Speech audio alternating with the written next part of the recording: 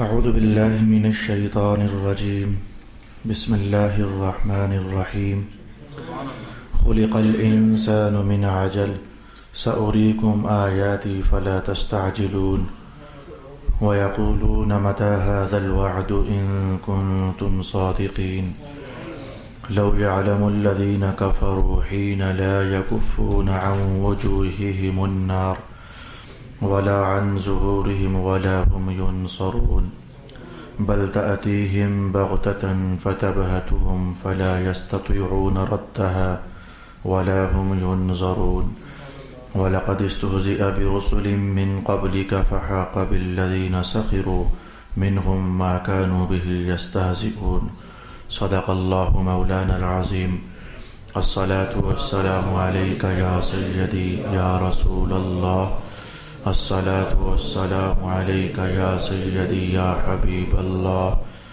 الصلاة والسلام عليك يا سيدي يا شفيع المذنبين وعلى آلك وأصحابك يا سيدي يا رحمة للعالمين.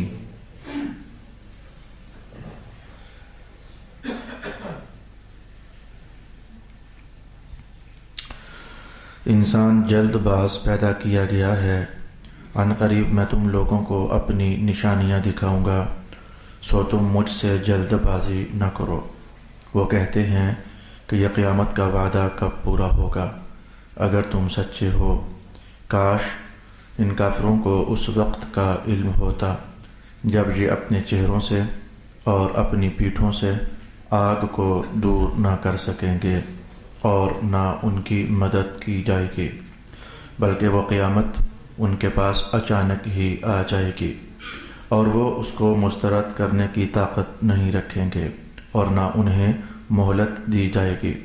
اور بے شک آپ سے پہلے رسولوں کا بھی مذاق اڑایا گیا تھا، سو مذاق اڑانے والوں کو اس عذاب نے گھیر لیا جس کا وہ مذاق اڑاتے تھے۔ صدق اللہ مولانا العظیم۔ اللہ رب العالمین کے فضل سے پھر ایسا ہوا کہ سبق اپنی منزل کی طرف رواں دواں ہو گیا۔ گزشتہ زمانوں میں کچھ ایسا ہو رہا تھا کہ رسول پاک صلی اللہ علیہ وآلہ وسلم کو قرآن حکیم نے ان الفاظ سے مخاطب کیا تھا کافروں کی شرارت کے نتیجے میں۔ وہ چاہتے تھے کہ جب رسول مر جائیں گے تو نعوذ باللہ ان کی دعوت رک جائے گی، معاملہ ختم ہو جائے گا، فتنے فساد دب جائیں گے، تو چلو مل کر اس وقت کا انتظار کرتے ہیں کہ جب رسول نہ رہیں گے معاملات مکہ کے خود بخود ہی بحال ہو جائیں گے۔ رب کائنات نے اس موقع پر یہ آیات نازل فرمائی، محبوب آپ کے مرنے کا انتظار کر رہے ہیں اور آپ کے فوت ہونے کا اور وصال کا۔ آپ ذرا ان کو یہ بتائیں کہ اگر میں محمد اللہ کے پاس چلا جاؤں گا تو کیا تم باقی رہنے دیے جاؤ گے؟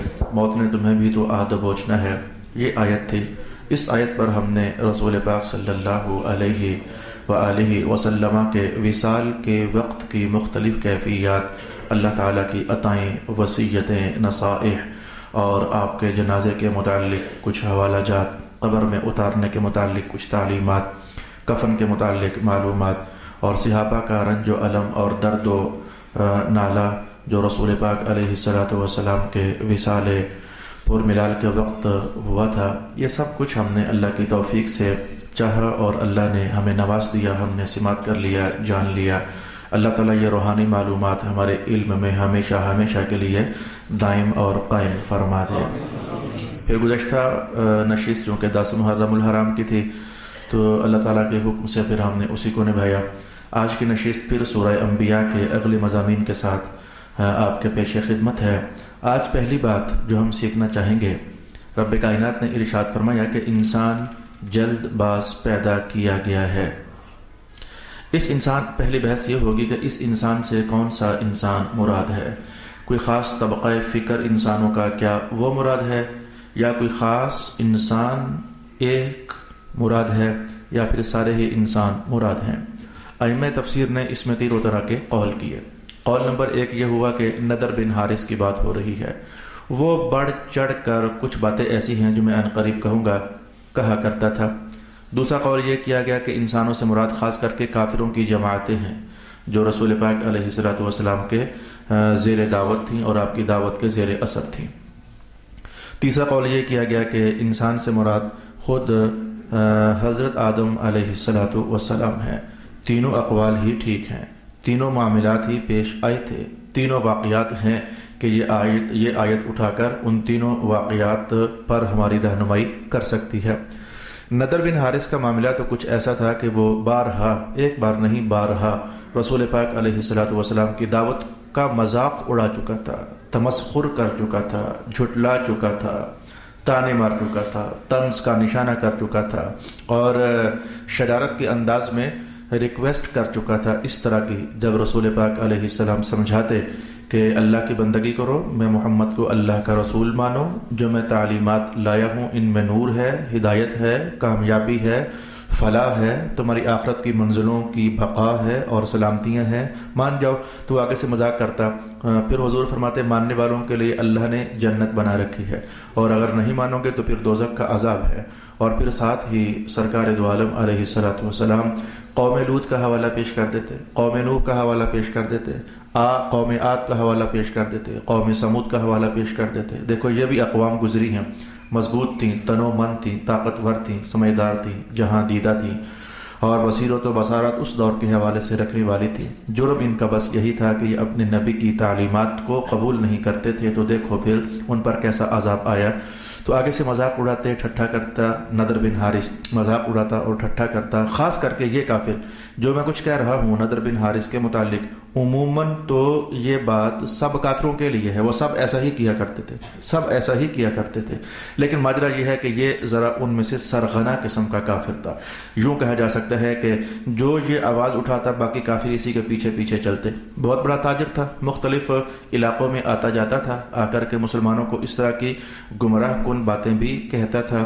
کافروں کے حوالے سے تو بہت ہی کہتا تھا کہ دیکھو محمد تمہیں موسیٰ کی بات بتاتے ہیں، موسیٰ کی قوم کی بات بتاتے ہیں، نوح کی بات بتاتے ہیں، نوح کی قوم کی بات بتاتے ہیں، تو پرانے قصے ہی بتاتے ہیں نا۔ تو یہ دیکھو میں آج مصر گیا تھا تو وہاں کے پرانے قصے میں بھی لے کر آ گیا ہوں، میں آج شام گیا تھا تو میں وہاں کے پرانے بادشاہوں کے قصے میں بھی لے کر آ گیا ہوں۔ اگر وہ قصے بتائے میں قصے بتاؤں، معاملہ تو برابر ہوا۔ اگر وہ نبی ہے تو پھر میں نبی کیوں نہیں ہوں؟ اگر میں نبی نہیں ہوں تو پھر وہ بھی نبی نہیں ہے۔ پرانے قصے کہانیاں بتانے ہی سے بندہ کیا بلا نبی ہو جاتا ہے؟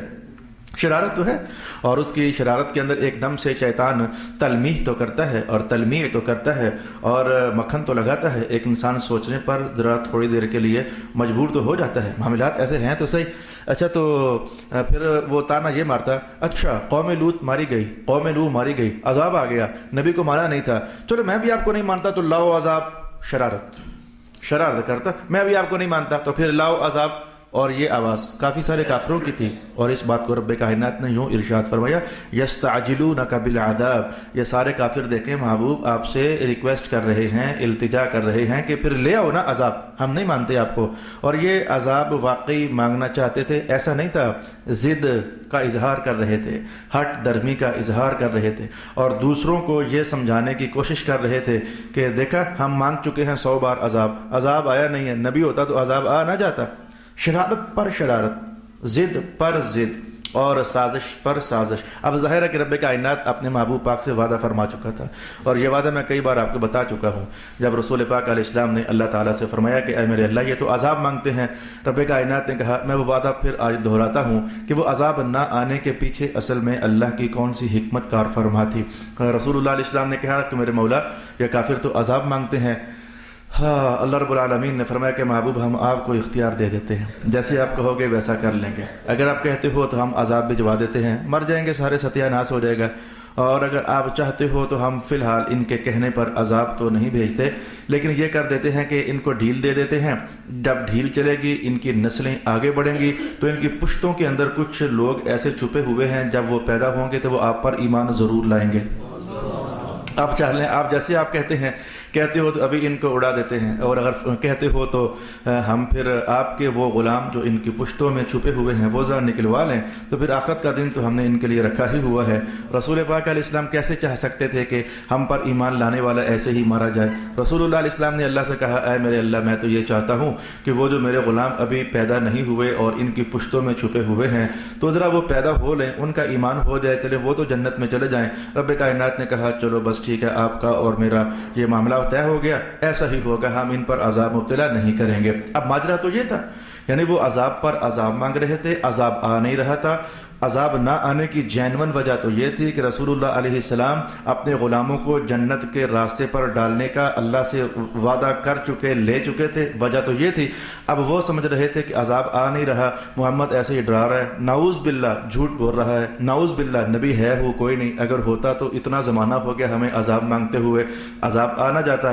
یہ ہے وہ ساری صورتحال جو رب کائنات نے اس آیت میں ارشاد فرمائی، یستعجلونک بالعذاب خلق الانسان من عجل، یہ انسان جلد باز پیدا کیا گیا ہے، جلد بازی مچا رہا ہے کہ عذاب آ جائے نا، پھر آتا کیوں نہیں ہے، ہم مارے جائیں نا، پھر آسمان سے آگ آ جائے نا، پتھر برس جائے نا، یہ کہہ تو رہا ہے، لیکن اسے کیا پتا کہ رب کائنات نے کہا ہے لو یعلم الذین کفروا حین لا یکفون، اے کاش کہ ان کی نظریں وہ منظر دیکھتی کہ جب پھر ہمارا عذاب آ جائے گا اور آگ انہیں چاروں طرف سے پھر گھیر لے گی نا، تو پھر انہیں چلے گا پتہ کہ محمد پاک سچ ارشاد فرمایا کرتے تھے، چہروں سے آگ لگے گی، ان کے پشتوں پر آگ لگے گی، یا کہیں سے بھی اپنے آپ کو آگ سے محفوظ نہیں کر سکیں گے۔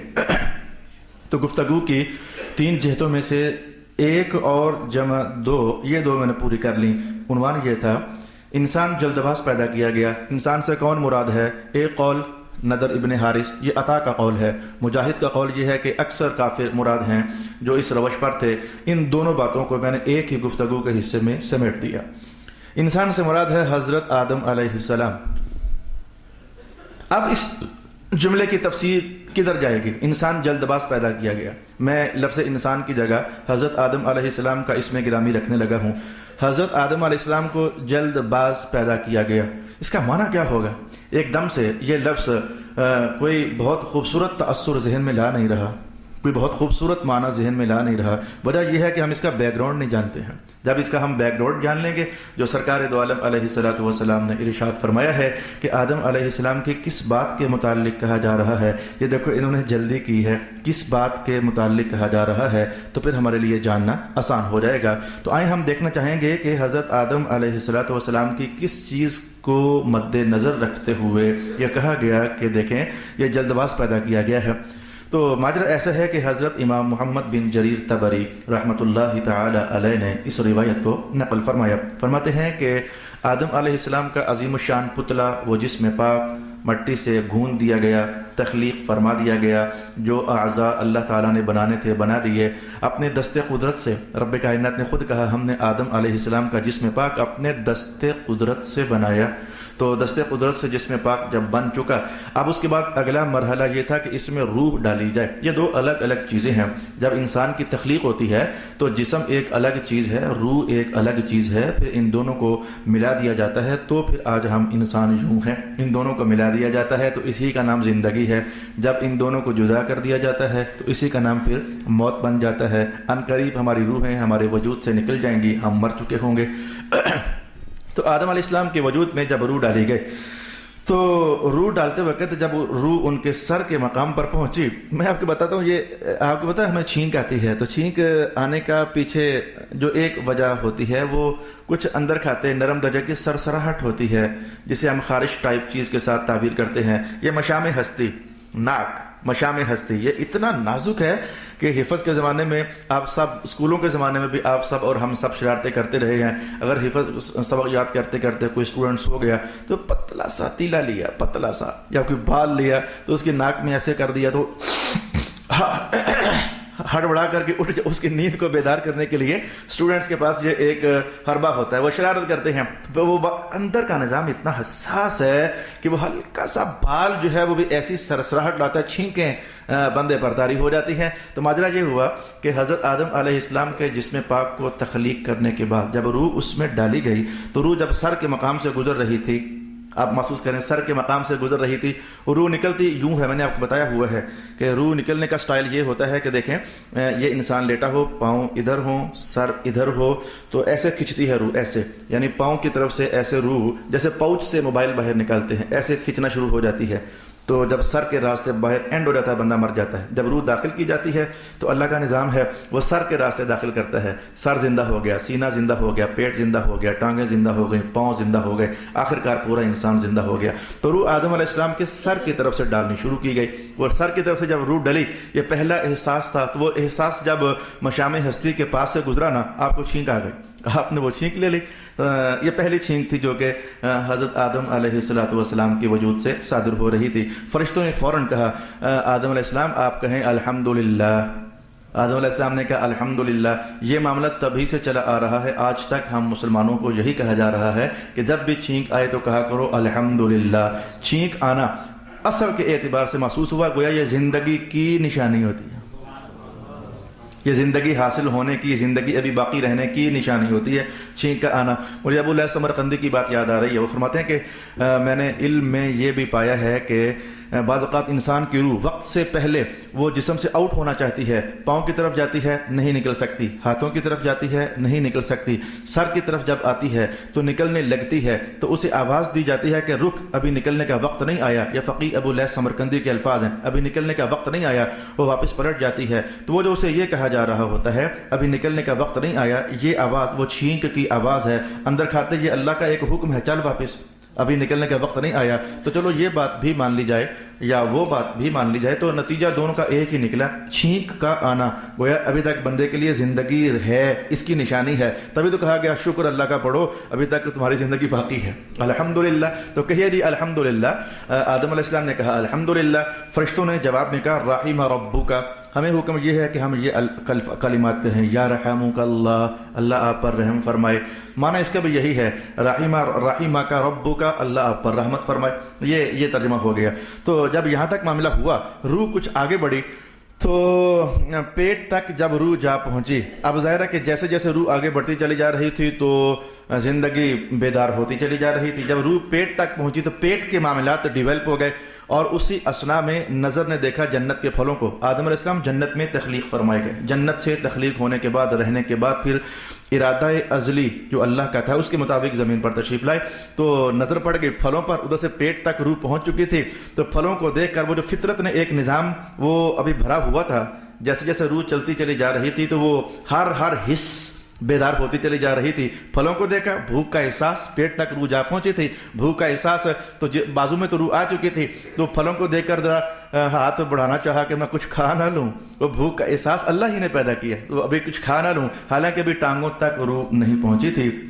تو اس منظر کو دیکھ کر کے تو اللہ رب العالمین نے جو کچھ ارشاد فرمایا، آخرکار وہ قرآن کا حصہ بنا، وہ یہ ہے خلق الانسان من عجل۔ دیکھو انسان کو ہم نے کیسا بنایا ہے کہ یہ فائدے حاصل کرنے میں جلدی کرتا ہے، یہ اس بات کی طرف اشارہ کیا گیا۔ لہذا میرا خیال یہ ہے کہ وہ جو ایک دم سے پتہ نہیں کس طرح کا احساس ذہنوں میں آ رہا تھا، آدم جلد باز ہے، پتہ نہیں کس طرح کا احساس ذہن میں آ رہا تھا، اس کا بیک گراؤنڈ یہ تھا، اس کا پس منظر یہ تھا کہ انہوں نے اصل میں جنت کی نعمتوں کی طرف توجہ کی تھی، لہذا یہ جلد بازی خیر حاصل کرنے کے لیے تھی، یہ جلد بازی اللہ کے انعامات جو اس نے بنائے وہ حاصل کرنے کے لیے تھی۔ آدم علیہ السلام کی یہ جلد بازی، یہ پاکیزہ جلد بازی اللہ کی رحمتوں کو سمیٹنے والی تھی۔ تو میں کہوں گا کہ جو اس طرح کی جلد بازی ہے یہ تو آج بھی رسول پاک علیہ السلام کی احادیث شریفہ میں پکار کر سمجھا رہی ہیں کہ اس طرح کی جلد بازی تو ہونی چاہیے۔ میں قرآن بھی آپ کے لیے پڑھ دیتا ہوں، کون سی جلد بازی خیر کمانے والی، کون سی جلد بازی رحمت کمانے والی، کون سی جلد بازی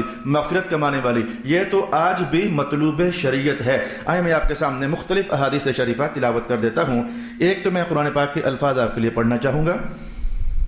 رب کائنات نے ارشاد فرمایا وسارعوا، جلدی کرو، صاف صاف ترجمہ ہے یہ سرعت سارعوا، سرعت جلدی کرو، سارعوا الی مغفرۃ من ربکم، جو بھی عنوان تمہیں سمجھ آئے نا کہ اس میں اللہ کی طرف سے بخشش ہے، ڈھیلے اور سست نہ ہوا کرو، جلدی کیا کرو، ہر عمل صالح کے لیے جلدی کیا کرو، ہر خیر کمانے کے لیے جلدی کیا کرو۔ تو خیر کمانے کے لیے جلدی یہ تو آج بھی مطلوب شریعت ہے۔ رسول پاک علیہ السلام سے پوچھا گیا ای الصلاۃ افضل یا رسول اللہ، میرے حضور بہترین نماز کون سی ہوتی ہے؟ رسول اللہ علیہ السلام نے فرمایا کہ نماز کا وقت شروع ہو تو ساتھ ہی ادا کر لو، یعنی جلدی جلدی ادا کر لو، اس کو لیٹ نہ کرو، بلا وجہ تاخیر میں داخل نہ کرو۔ تو جو اس طرح کی عبادت گویا کہ اس میں یہ اس لیے افضل ٹھہرتی ہے کہ یہ کچھ اس طرح کی تصویر بتا رہی ہوتی ہے کہ بندہ جیسے اللہ کے حکم پر پورا اترنے کے لیے تیار بیٹھا ہوا ہے کہ جو بس انتظار ہے کہ جو ہی وقت شروع ہوگا تو میں پھر اللہ کی بندگی کے لیے فوراً اپنے آپ کو پیش کر دوں گا۔ تو جن نمازوں میں رسول اللہ علیہ السلام چاہتے تھے کہ جلدی ہو جائے تو انہی نمازوں میں جلدی ادا کر لینا یہ مطلوب شریعت ہے۔ پھر یہی حضور ہیں، کبھی کبھی فرماتے تھے کہ چلو گرمیاں ہوں تو ظہر کو ذرا لیٹ پڑھ لیا کرو، شریعت ہم خود نہیں سوچ سکتے۔ حضور فرمائے نماز ظہر جلدی پڑھو، جلدی پڑھنا شریعت، گرمیوں کے اندر فرمائیں کہ نماز ظہر ذرا ٹھنڈی کر کے پڑھو، ٹھنڈی کر کے پڑھنا شریعت۔ عشاء کی نماز، مغرب کی نماز کے بارے میں فرمائیں جو ہی سورج غروب ہو تو فٹافٹ پڑھا کرو، یہ جلدی پڑھنا شریعت۔ عشاء کی نماز کے بارے میں فرمائیں مجھے لگتا ہے کہ اگر میری امت کہیں مشقت میں مبتلا نہ ہو جاتی تو میں عشاء کی نماز کو ہر رات لیٹ ہی پڑھا کرتا۔ بھائی میرے حضور نے جو فرمایا وہ سب کچھ ٹھیک ہے، اسی سب کچھ کا نام ہے شریعت اور دین اور اسلام۔ اچھا، تو نماز کے متعلق آپ نے جان لیا، میں ایک اور حدیث آپ کے سامنے پیش کر دیتا ہوں۔ قرآن پاک السابقون السابقون، اہل جنت میں بھی درجات ہیں، تو جنت میں جو سب سے اونچے درجوں کی طرف جانے والے لوگ ہیں ان کی دنیا کی زندگی کا عکس اور تصویر قرآن حکیم نے یوں کہی، سابقون، سبقت، یہ ہر اچھے کام میں سبقت کرنے والے تھے۔ جو اچھائی کی آواز آتی بھاگ کر لپک کر ہم یہ کر گزریں، تو رب کائنات نے کہا جو بندگی میں سبقت کرنے والے ہیں ہم جب انعام دیں گے تو انعامات میں بھی ہم انہیں سابق رکھیں گے، پہلے رکھیں گے، انہیں نواز کر کے تو رکھیں گے۔ اچھا، میں پھر کہنا چاہوں گا کہ توبہ کے متعلق شریعت کا مطلوب ہے جلدی کر کے رکھو۔ حدیث پاک کے الفاظ ہیں کہ اگر گناہ ہو جائے تو بچو، لیکن ہو جائے تو فوراً ساتھ کوئی نیکی کرو، فوراً ساتھ نیکی کرو۔ تمحوها، بدی کے بعد اگر کوئی نیکی ساتھ ہی ہو جائے نا تو اللہ اس اچھائی کی برکت سے گناہ کو ختم کر دیتا ہے۔ توبہ کی طرف مطلوب ہے کہ جلدی کرو، تاخیر نہ کرو، کیا معلوم کہ وہ توبہ کا وقت آنے سے پہلے موت ہی آ جائے۔ تو کچھ معاملات، خیر کمانے والے معاملات، رحمت کمانے والے معاملات، ان میں جلدی مطلوب ہے۔ میں جنازے کے متعلق 50 بار حدیث پاک آپ کو بتا چکا، وہاں صاف الفاظ یہ ہیں، رسول پاک علیہ السلام نے کیا فرمایا، ایسا کرو کہ اپنے مرنے والوں کو جلدی دفنا دیا کرو، تاخیر نہ کیا کرو۔ اگر وہ جنتی ہے تو اس کی جنت میں رکاوٹ نہ بنو، پہنچنے دو جلدی سے۔ یہ کو صاف الفاظ یہ ہیں۔ اور اگر وہ اہل دوزخ میں سے ہے تو تم نے اللہ کا عذاب کیوں اپنے گھر رکھا ہوا ہے، کیوں اپنے کندھوں پر اٹھایا ہوا ہے، فٹافٹ۔ اچھا، بیٹیاں جوان ہو جائیں تو رسول اللہ علیہ السلام فرمایا کرتے تھے جلدی ان کی شادی کرو، ان کو بہت دیر تک گھروں میں مت بٹھاؤ وگرنہ فساد فی الارض ہو جائے گا۔ ترجمہ آپ خود سمجھیں، فساد فی الارض ہو جائے گا، اس پر کوئی تشریح کرنے کی ضرورت نہیں ہے، لفظ ہی کافی ہے۔ اگر بیٹیوں کی شادی جلدی نہ کی گئی تو فساد فی الارض ہو جائے گا۔ تو اولادوں کو فٹافٹ نبیڑنے کا حکم رسول پاک صلی اللہ علیہ وآلہ وسلم نے ارشاد فرما دیا۔ اس کے علاوہ جو شیطانی معاملات ہیں ان میں ذرا تاخیر کیا کرو ہی نہ، اتنا ڈیلے کرو کہ کرو ہی نہ، گناہ کے معاملات کرو ہی نہ، اتنا لیٹ کر دو کہ اندر سے آواز آئے چلو چھوڑو دفع کرو، اب یہ کام کرتے ہی نہیں ہے۔ گناہ کے کاموں کو لیٹ کرنے کا حکم دیا گیا اور نیکی کے کاموں کو جلدی سے اللہ کے دربار میں حاضریاں پیش کرنے کا حکم ارشاد فرمایا گیا۔ واپس آ جائیں، میں اس جملے کی تشریح میں مختلف انداز آپ کے سامنے لا رہا تھا۔ رب کائنات نے ارشاد فرمایا خلق الانسان من عجل، خلق الانسان من عجل، یہ انسان بہت جلد باز پیدا کیا گیا ہے۔ ایک جہت کافروں کی حوالے سے تھی وہ ہم نے جان لی، ایک جہت آدم علیہ السلام کی حوالے سے تھی وہ ہم نے جان لی۔ یہی وجہ ہے کہ ہمارے جد امجد آدم علیہ السلام ابا جان کے وجود میں اللہ نے خیر کی جلدی تو رکھی ہوئی تھی نا، تو آج بھی ہم فائدوں کی طرف بڑی جلدی سے بھاگتے ہیں۔ اگرچہ ہمارا عنوان بدل گیا، ہمارے تو بہت سارے عنوان بدل گئے، ہم دنیا کے فائدوں کی طرف جلدی راغب ہوتے ہیں۔ جلد بازی ہے صحیح، لیکن دنیا کے فائدوں کی طرف ہم جلد، جہاں سے رسپانس، جہاں سے ریٹرن جلدی ہمیں ملتا نظر آتا ہے، ہم ادھر جلدی لپکتے ہیں، اور جو ذرا نگاہوں سے پوشیدہ ہے نا ادھر کا لپکنا ذرا ہمارے لیے مشکل ہوا ہے، ہم نے خود ہی اپنے اوپر یہ معاملہ طاری کیا ہوا ہے۔ تو یہی وجہ ہے کہ آج ہماری طبیعت کے اندر بھی جلد بازی ہے۔ غصے کی جلد بازی سے روکا گیا، گھر بگڑ جاتے ہیں، طلاقیں ہو جاتی ہیں، خاندان آپس میں ناراض ہو جاتے ہیں۔ میرا خیال یہ ہے کہ اس جملے پر ہمیں 25 منٹ رک کر جو گفتگو کی ہے تو کافی سارے معاملات شریعت کے خیر اور خوبی اور کرم اور رحمت کمانے میں جلد بازی یہ آج بھی مطلوب شریعت ہے۔ گناہ، برائی، گن، نافرمانی، عصیاں شعاری، غیر اطاعت، جو ان دوزخ میں لے جانے والے امور، ان میں تاخیر کرنا حتیٰ کہ وہ تاخیر نہ کرنے تک پہنچ جائے، یہ بھی مطلوب شریعت ہے۔ گناہوں میں تاخیر حتیٰ کہ وہ تاخیر تمہیں نہ کرنے کے درجے میں لے جائے، یہ بھی مطلوب شریعت ہے۔ جلد بازی کا عنوان ہم نے جان لیا، کچھ معاملات میں جلد بازی کرنی چاہیے وہ بھی میں نے آپ کی خدمت میں پیش کر دی۔ اب ان کافروں کی طرف پھر متوجہ ہوا قرآن حکیم اور کہا سأریکم آیاتی فلا تستعجلون، تم میرے مصطفیٰ سے کہہ رہے ہو کہ جلدی جلدی عذاب آ جائے، ہم آن قریب تمہیں اپنی نشانیاں دکھائیں گے تو جلدی نہ مچاؤ، آن قریب تمہیں اپنی نشانیاں دکھائیں گے۔ بدر گرم ہو گیا نا تو نشانیاں دکھا دیں، ایک قول یہی ہے۔ جنگوں کے اندر، جہادوں کے اندر طاری کر دی گئی مسلط ان پر موت، اور ذلت والی موت ان پر طاری کر دی گئی۔ دوسرا قول کہ ہم تمہیں ان قریب اپنی نشانیاں دکھا دیں گے۔ ائمہ تفسیر نے کہا کہ چونکہ عربستان میں مکہ میں تجارت زیادہ تھی، مدینہ میں کھیتی باڑی زیادہ تھی۔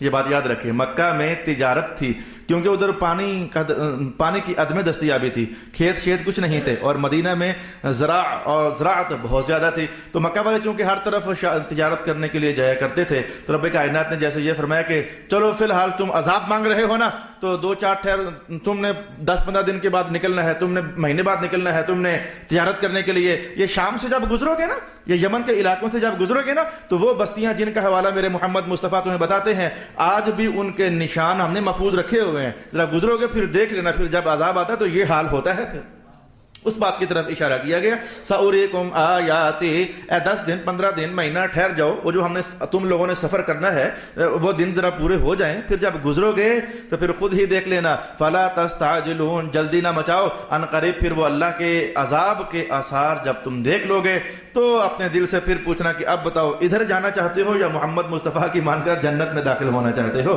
سأریکم آیاتی، پھر کافروں کی وہ کہانی پھر باقاعدہ اسپیشل صاف صاف دہرا دی گئی، وَيَقُولُونَ مَتَى هَذَا الْوَعْدُ إِن كُنتُمْ صَادِقِينَ، کہتے ہیں کہ کب ہے وہ وعدہ، اگر سچے ہو لاؤ نا۔ یہ صاف صاف اس طرح کی وہ طنز والی باتیں رسول پاک علیہ السلام سے کہا کرتے، لاؤ نا پھر وہ عذاب، لو یعلم الذین کفروا، اے کاش کہ یہ جان لیتے اگر عذاب آ گیا نا پھر دنیا میں یا پھر آخرت میں تو آنا ہی آنا ہے، تو پھر آگ ان کے جس چہروں کو جلائے گی، ان کی پشتوں کو جلائے گی، ان کی چاروں طرف آگ کا لباس ہوگا، پھر یہ ہٹا نہیں سکیں گے۔ کون؟ کافر آگ کو ہٹا نہیں سکیں گے، کافر آگ کو ہٹا نہیں سکیں گے۔ قرآن پاک نے بیان دیا، مانا یہ ہوا کہ کافر نہیں ہٹا سکیں گے، آپ نتیجہ سمجھیں، مانا یہ ہوا کافر عذاب کو ہٹا نہیں سکیں گے۔ حدیثیں تسلسل کے ساتھ نتیجہ بنا کر پیش کرنے لگا ہوں۔ سرکار دو عالم علیہ السلام نے فرمایا اگر بندہ مومن، گناہ تو ہوتے ہیں، ان سے بھی غلطیاں تو ہوتی ہیں، اگر یہ عذاب میں مبتلا ہو گیا تو یہ اگر اس میں یہ بندہ مومن ہر رات سونے سے پہلے سورہ ملک پڑھا کرتا تھا، اس کی صورت ملک آگ کے اور اس کے درمیان حجاب بن جائے گی۔ یہ بندہ صدقہ دیا کرتا تھا، اس کا صدقہ آگ اور اس کے بندے کے درمیان حجاب بن جائے گا۔ یہ بندہ نماز پڑھا کرتا تھا، یاد رکھنا نمازی بندہ اگر دوزخ میں چلا بھی گیا، بقول رسول اللہ، گناہ اگر اتنے زیادہ تھے کہ چلا بھی گیا دوزخ میں، تو میرے حضور نے فرمایا باقی پنڈے اور جسم پر شاید آگ لگ جائے، لیکن جہاں جہاں وہ سجدہ کیا کرتا اللہ وہاں آگ نہیں لگنے دے گا۔ یہ کافر اپنے آپ سے آگ نہیں ہٹا سکے گا، لیکن بندہ مومن کو مصطفیٰ کریم علیہ السلام کی ہزاروں ادائیں ہیں، جس نے یہ ادا لے لی آگ سے وہ بھی بچ گیا، جس نے یہ سنت لے لی آگ سے وہ بھی بچ گیا، جس نے یہ ادا لے لی آگ سے وہ بھی بچ گیا۔ تو کافر اور مومن کا یہی تو فرق ہوتا ہے کہ دوزخ سے کافر کو بچانے والی کوئی شے باقی نہ رہی، اور ایمان والے کے حق میں مصطفیٰ کریم علیہ السلام کی ہر ادا جو اس کے جسم اور کردار کا حصہ بن چکی تھی، رب کائنات اس ادا کو دوزخ سے بچانے کا ذریعہ اور سبب بنا دیتا ہے۔ بل تأتیہم بغتۃ، اچانک آ جائے گی موت، پھر قیامت بھی اچانک، موت بھی اچانک، فلا یستطیعون ردھا، پھر اس کو رد نہیں کر سکو گے، ولا ہم ینظرون، اور انہیں مہلت نہیں دی جائے گی۔ وَلَقَدِ اسْتُهْزِئَ بِرُسُلٍ مِّن قَبْلِكَ، محبوب آپ سے پہلے رسولوں کے ساتھ بھی یہ ٹھٹھا مذاق ہوتا رہا۔ ان دو کہانیوں میں کیا کہا گیا؟ رسول پاک سنیں، دو کہانیاں ہیں جو میں نے ایک ابھی ختم کی اور ایک ابھی شروع کی۔ پہلے رسولوں کے ساتھ بھی ایسا ہوتا رہا۔ ان دونوں پیراگرافز کے اندر پیچھے بنیاد کیا تھی؟